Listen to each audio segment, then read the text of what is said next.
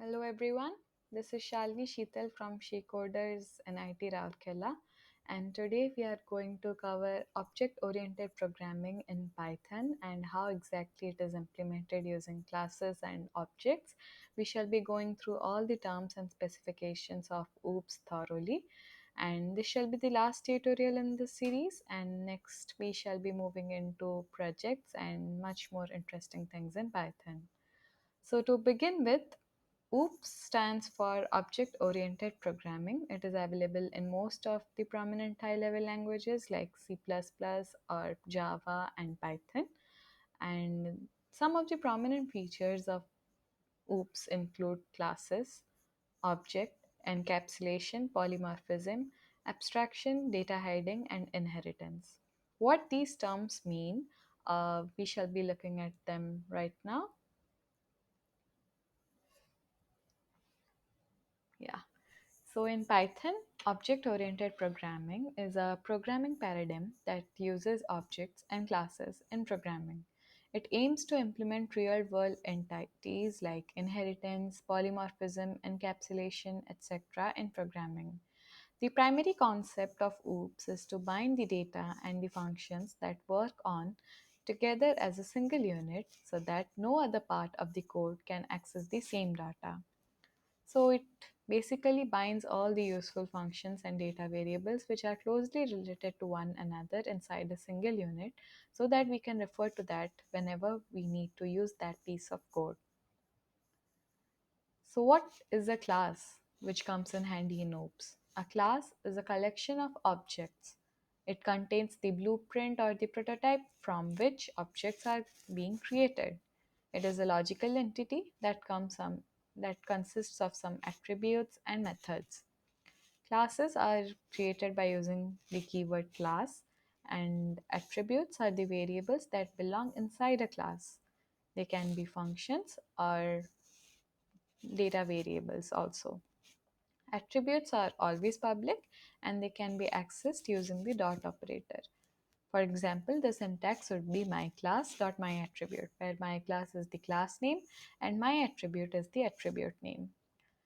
Next, we shall look at objects, and object is basically an entity which has a state as well as a behavior associated with it. It can be any real world object like a mouse, keyboard, chair, table, pen, any categorical object. Classes are logical entities, and objects are the real world implementations of classes.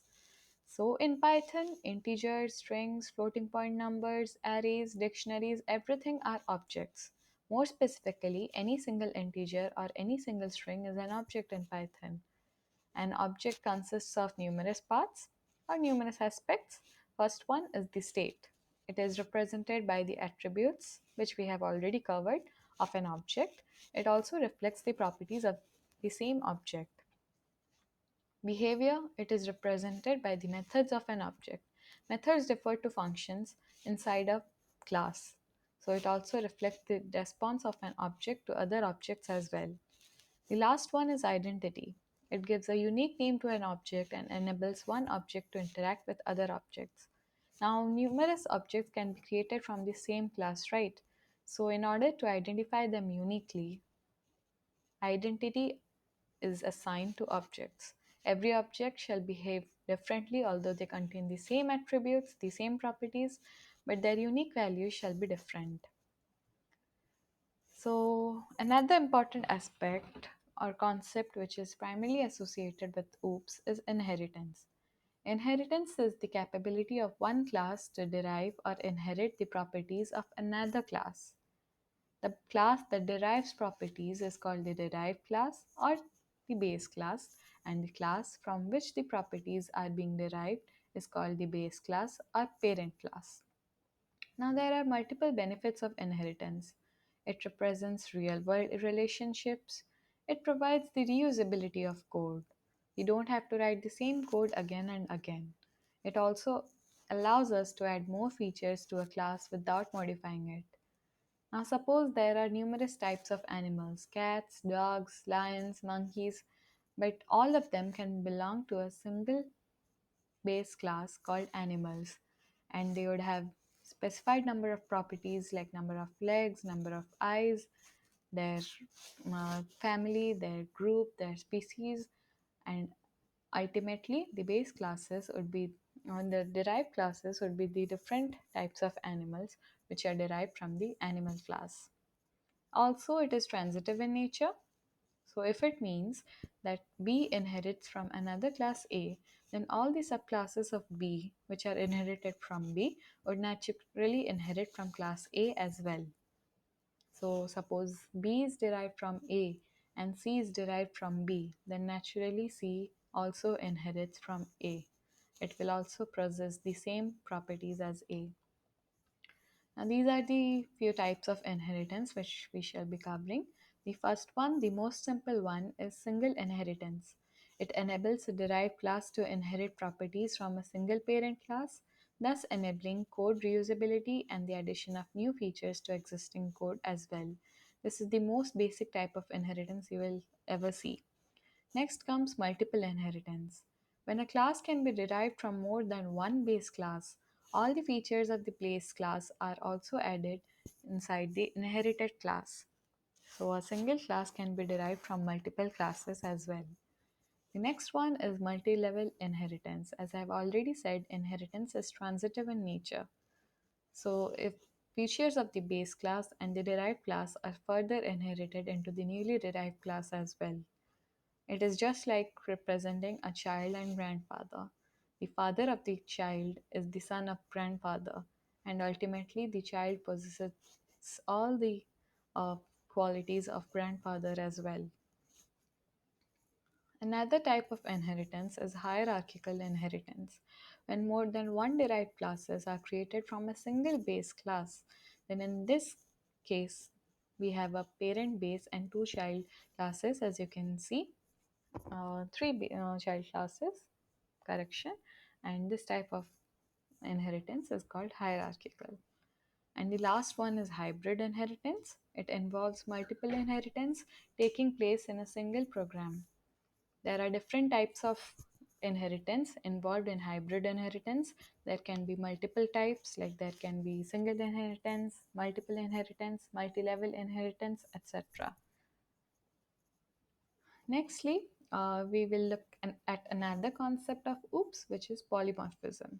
The word polymorphism means having many forms, possessing different types of forms or behaviors, yet the same entity. In programming, polymorphism means the same function name but different signatures are being used for different types. This is a very basic example in which is displayed in Python. The length function can be used for a string as well as a list. Although string and list are entirely different data types, the same function can show different kind of behavior when used for different data types. Length of a string will return the size of the string, whereas length of a list will return the size of the list. The next concept we will be looking at is encapsulation. Encapsulation is one of the fundamental concepts in OOPS. It describes the idea of wrapping data and the methods that work on data within one unit. This puts restriction on accessing variables and methods directly and can prevent the accidental modification of data. To prevent accidental change, an object's variable can only be changed by an object's method. Those types of variables are known as private variables. So they implement security as well. If you want some variables just limited to yourself, just limited to your access, then you can keep them private and the rest of the variables shall be inherited by other classes and can be accessed by others to the outside world. So a class is an example of encapsulation as it encapsulates all the data that are member functions, variables, etc. So these are the primary aspects of OOPS. We shall be looking at actual programs so that the concept becomes even more clear. So to begin with, as I had already said, every integer, string, list in Python is of the type class. If you declare a variable as 55, so it is an integer, right? If we print its type, then it returns the class of integers, namely the class int. We have looked through all the aspects of oops thoroughly already throughout the PPT, and data hiding is basically implemented using abstraction, since all the important information which doesn't has the requirement of showing to the outside world is kept hidden by using access specifiers. There is no need to show the entire implementation working procedure to the outside world. You can wrap them up separately and the outside world won't be able to access it. So this is how a class is declared in Python. If you want an empty class, a class that does nothing, has no variables, then you can simply mention pass, which indicates that it has no functionalities or variables associated with it. It is basically an empty class. Now suppose we declare it and then print its type. You can see it is of class type. We are finding the type of a class, so it returns class type. Now, if we take a string and print its directory, we can see all the functionalities methods which are inbuilt in Python associated with it. Similarly, we can also find the functionalities associated with classes in Python, and these are some of the inbuilt functions which you can refer to for classes in Python. Now here we haven't associated any docstring with the class given. It is empty. It doesn't do anything. There is just a pass telling us to ignore it. We can also assign a docstring to a class, namely inside triple quotes, and it will describe what the class does specifically. And you can refer to it using double underscore doc double underscore, and it will return you the docstring describing what the class does.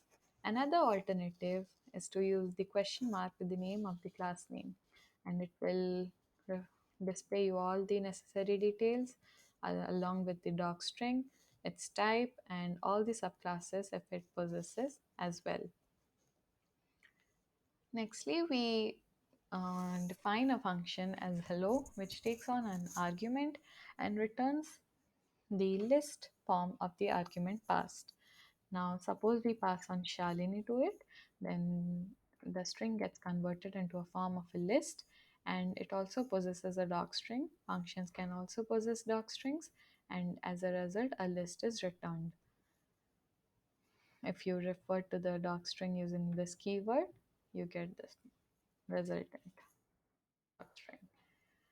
Now, as I've already said, classes consist of member functions and data members, and they bind your code into a single unit so that you can use the same piece of code whenever you want to.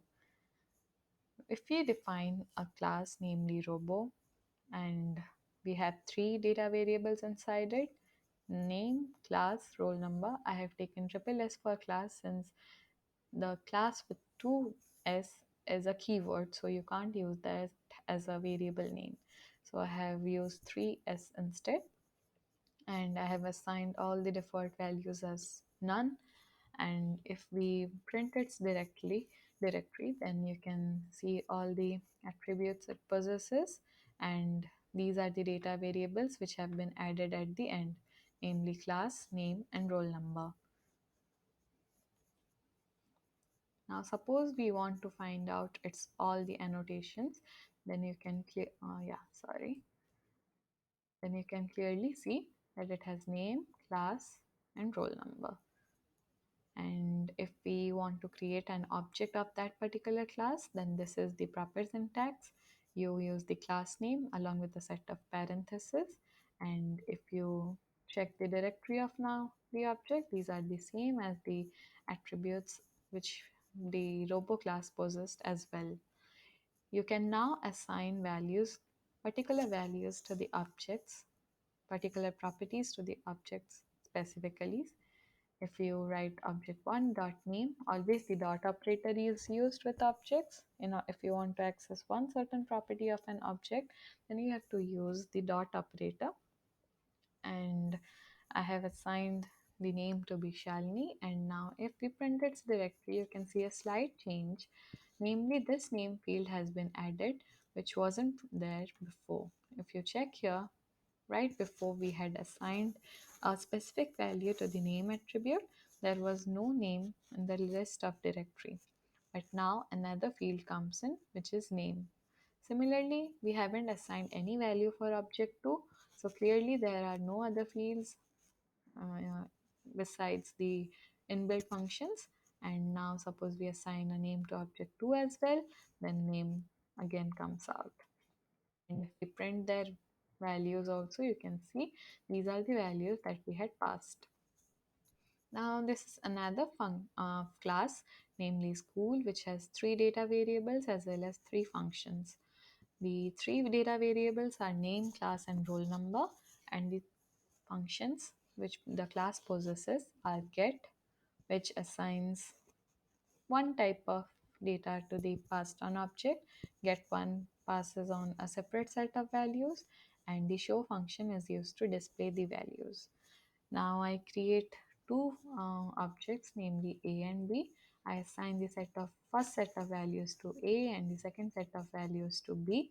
And if I want to display them, I can directly use a dot show using the dot operator in order to display the values that I have assigned to them. Now this is another difference. As you can clearly see, I had passed on self here. So self basically means the same thing as this in C++. It will refer to the object that has been passed. It is mandatory in the case of Python objects to pass, otherwise it would be ambiguous and Python won't know what to assign, which variable to assign. So if you are passing on self, Python will know that you have to assign the values to the attributes of the passed on object. As a result, in this get function, self refers to object A, and in get1 function, self refers to object B. And since show isn't specific to any object, you can use the self to call twice, once for A and the second time for B. Now, if I omit the self things and then create objects and then try to assign them values, you get an error. As you can clearly see, you have to pass on one particular argument, which is self, but we have provided here 0 positional arguments. Now, nextly, we shall be looking at parameters and classes. And this init function you'll come across very often.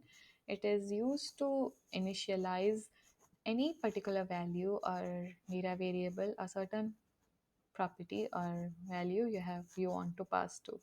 For example, you must pass the self object first of all, and then you can pass on default values or the arguments you want to, and then you can show them using self.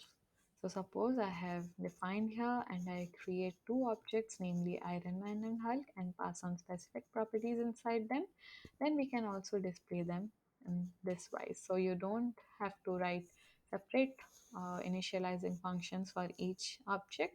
Instead, you can have one init and take on formal parameters and then assign the self values to them respectively. Now here I have another class. Let's see what happens with the, can you make out the difference or not? If you see, I have taken init here, which is an inbuilt function in Python, but here I have taken another function which is create. Now if you see, it is also performing the same thing. There is no specific difference and it will always give you the same result. But in this case, you have to call the create method specifically, whereas in this case, once you declare the object, it is automatically created. It is basically like a constructor function. But here you have to call the create method specifically again and again. Now, since we have already come across constructor, let us look at what destructors are. So this is the class. It has an init function which is used as a constructor for initializing variables. The show function is used to display the values, and this message function basically returns a message you want to print. And this del function, double underscore del double underscore, is basically the opposite of init. It deletes all the objects created. The objects we have passed on to it will completely delete that object. Now I have used the sleep functions so that it will be easier for you to visualize. So once I call this function and then create the three objects, and I see their values. These are the same objects, variable values that I have passed. And nextly, the message function can be accessed using the message function. And now suppose you want to delete the object 3, namely Linux and Deepika. Now suppose I implement this, you can see the deletion of object begins. First the course gets deleted, then the name, and then the complete object step by step. Since I have deleted here step by step, first the course, then the name, and then the entire object is deleted. Similarly, now if you want to access object 3, it will return you an error since the object 3 no more exists. Similarly, you can delete object 2 and object 1 as well.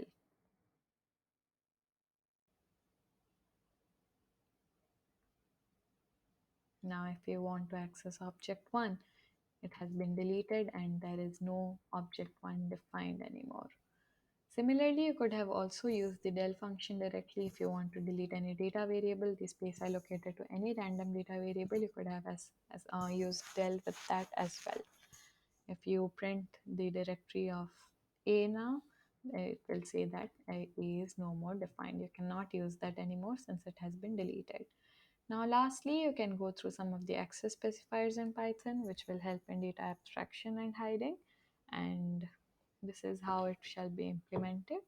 And for public, you can simply use a data variable name.